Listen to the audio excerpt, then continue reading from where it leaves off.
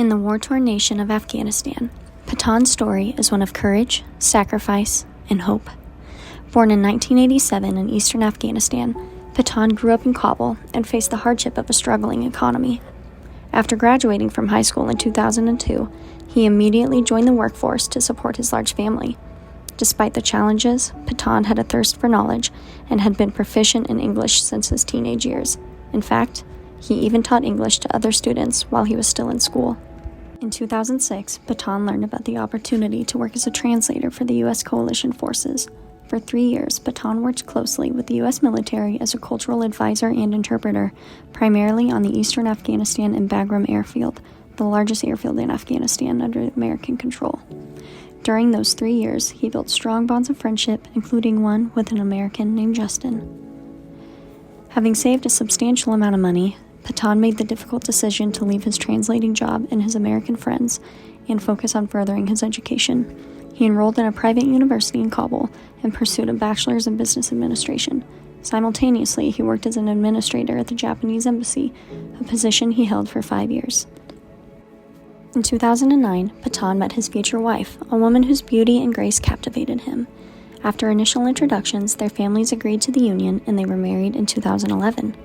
Patan completed his bachelor's degree in 2013 and began working at the South Asian Association for Regional Cooperation in 2015. His dedication and academic achievements led to a prestigious scholarship to pursue a master's in HR in India, where he stayed from 2017 to 2019. Upon returning to Afghanistan, Patan faced the harsh reality of a corrupt and difficult job market. He applied to numerous international organizations and eventually secured a position at the Asian Development Bank as an HR officer at the beginning of 2020, where he quickly received a promotion. Throughout this journey, Patan maintained a close friendship with Justin, his American supervisor from the military. During Justin's next deployment, Patan made the dangerous journey to visit Justin, where they talked about their families, children, and lives, like two old friends do. Over the years, Justin had repeatedly encouraged him to apply for the SIV program, emphasizing the deteriorating situation in Afghanistan. Patan, however, remained resolute, believing that he should stay in Kabul, because if all the good people leave, then there's nobody left to do the right thing. Since marrying in 2011, Patan and his wife had 4 children, 3 girls and a boy. When the Taliban took control of Kabul, his youngest daughter was only 14 months old. In early 2021, the situation in Afghanistan took a grim turn. The Taliban gained significant ground, capturing cities and villages across the country. In June, Justin sent Patan a message, urging him to apply for the SIV program one more time. Realizing the severity of the situation, Patan applied, but he didn't have all the information needed to escape immediately. SIV requires many documents, including letters of recommendation from U.S. military members. Justin said, "I will send everything. Just do it." Patan also lacked passports for his wife and children. He applied regardless and rushed to obtain the passports. They were processed quickly, but just before Kabul collapsed, one child's passport was still missing. Patan went to the passport office and they told him to come back the next day, the day that Kabul fell to the Taliban. The day the Taliban took control was one of chaos and uncertainty. Patan's office instructed him and his colleagues to scan everything to thumb drives, destroy all sensitive documents, and leave immediately. They were in grave danger because they were working for an international agency and it wouldn't be well received by the Taliban. The women fled first and the men finished the work. Patan sent an aide with a stack of money to go to the passport department and plead for his daughter's passport, and the assistant was able to get the passport and return just in time. Due to the chaos, Patan and his colleagues had to walk home. His office was 40 minutes away from the family home, where the entire extended family lived together. On their way, they witnessed a prison break. Everybody was fleeing. It was 2 a.m. in Kabul, and Patan stood on his family's rooftop and saw it happen. He watched as the Taliban invaded the city. He called Justin in tears about what had happened to his country, and he pleaded for help to escape. Justin promised he'd do everything he could. Some American armies were still at the airport, desperately trying to evacuate as many Afghan allies as possible. Justin, determined to help Patan and his family, made numerous calls to try and get Patan and his family on the evacuee list. Meanwhile, the world watched in anguish as Afghan allies crowded onto planes and filled the airport, hoping for a chance at safety. With Justin's cue, Patan instructed his wife and children to pack whatever belongings they could fit into backpacks.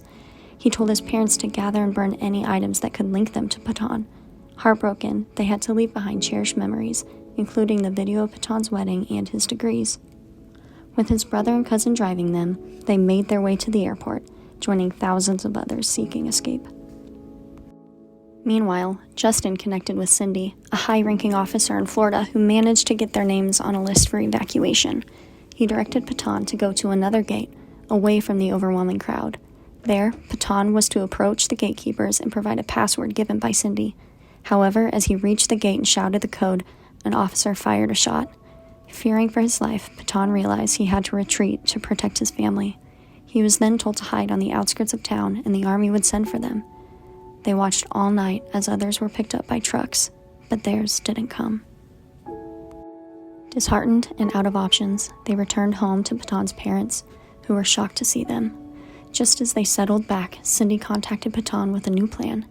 She instructed him to go to a different side of the airport and provided another password for the U.S. military members guarding the perimeter. With renewed hope, Patan followed her instructions, trudged through a waste-filled ditch that functioned as a makeshift sewer system, and connect with a guard. Wading through the filth, Patan reached the gate, desperately hoping the U.S. guards wouldn't mistake him for a threat. He immediately felt threatened and was terrified the U.S. guards would shoot. He called Justin, saying he couldn't do it. Justin angrily responded, "If you stay, the Taliban will kill you.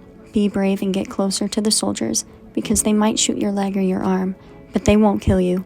I've done all I can. It's your turn. Don't call me again." Patan went back to get his 4-year-old son and carried him through the sewage to the gate. He held him on his shoulders as he approached the guard at the edge of the ditch, yelling, "Don't shoot! Please don't shoot my son." A compassionate black soldier approached the sewer and asked for proof of identity. Patan called Justin in a panic, who vouched for him and pleaded with the guards to let them through. "You have 10 minutes, the officers told Patan. He left his son with the officer and called his brother and cousin to bring the family to the ditch side.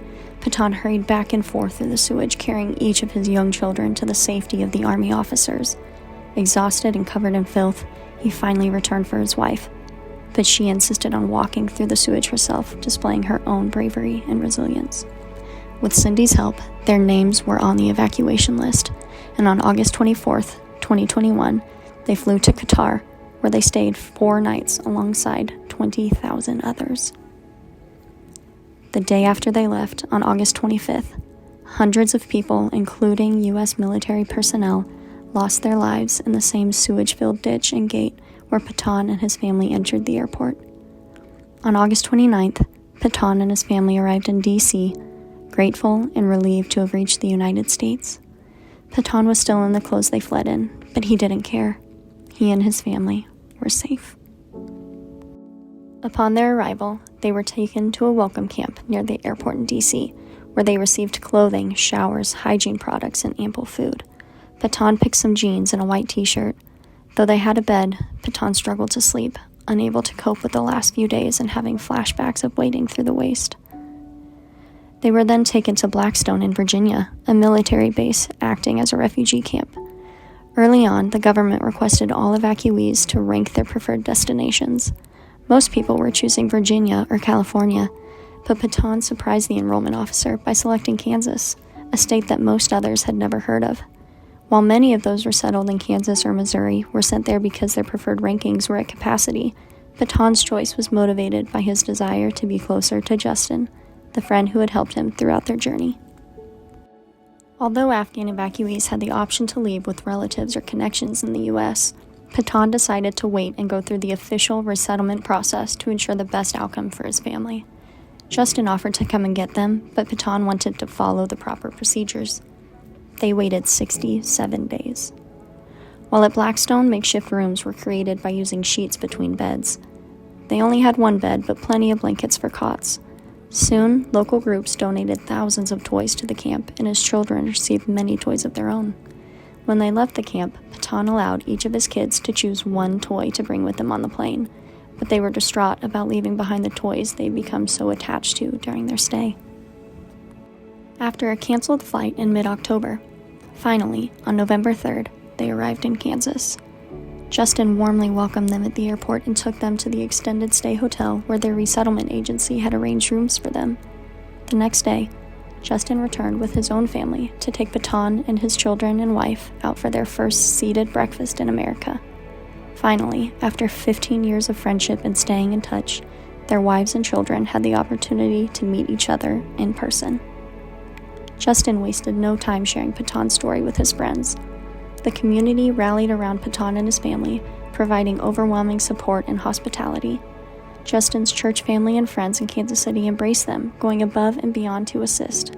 They even collected enough money to contribute to a down payment for a safe family car. The local school district informed the police station about Patan and his family, and the police officers visited their home with gifts and to introduce themselves and express their happiness that they were now a part of the community. On November 10th, Justin and Patan attended an event to celebrate our Afghan and Iraqi friends who served alongside our military. That night, Patan met Della Lamb's executive director, Ryan Hudnall, and other team members. Della Lamb called on Patan in January to ask him to help translate at the hotel where their clients were staying until homes were identified. He happily agreed to volunteer his time and talents.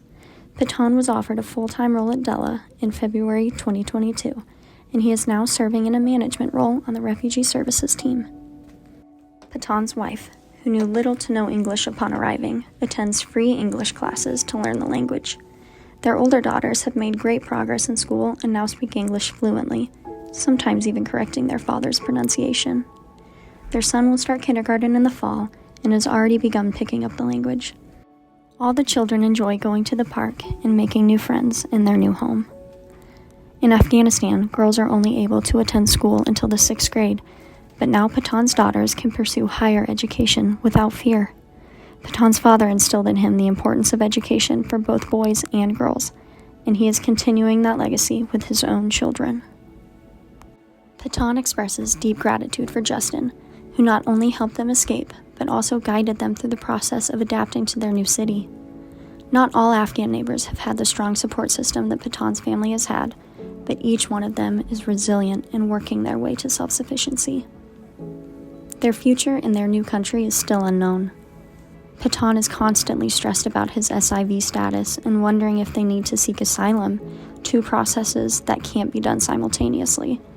It's frightening for all of our Afghan allies who are seemingly stuck in limbo. More than 18 months after arriving, Congress has failed to create a path to legal permanent residency. Temporary immigration status, known as humanitarian parole, is set to expire for most evacuees this summer.